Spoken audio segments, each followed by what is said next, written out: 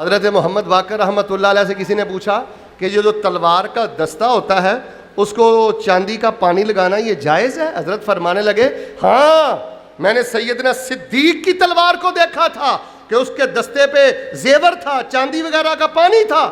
ایک بندہ کہنے لگا آپ بھی ان کو صدیق کہتے ہیں؟ آپ قبلہ رخ ہو گیا، فواثابہ کود پڑے اور فرمانے لگے نعم الصدیق، نعم الصدیق، نعم الصدیق۔ وہ صدیق تھے، وہ صدیق تھے، وہ صدیق تھے۔ جو ان کو صدیق نہیں مانتا میں اس کے لیے بد دعا کرتا ہوں کہ اللہ تبارک و تعالیٰ اس کے دونوں جہان برباد کر دے۔ سیدنا زین العابدین کی مجلس میں سیدنا ابو بکر و عثمان کا جب ذکر ہوا تو ایک بندے نے ماتھے کے تیور دکھلائے، تھوڑی سی گھٹن کا اظہار کیا، تو زین العابدین فرمانے لگے اخرجوا منی فعل اللہ بکم، اللہ تمہیں برباد کرے، میری مجلس سے اٹھ جاؤ۔ ابو ہریرہ سے پیار کرتے تھے۔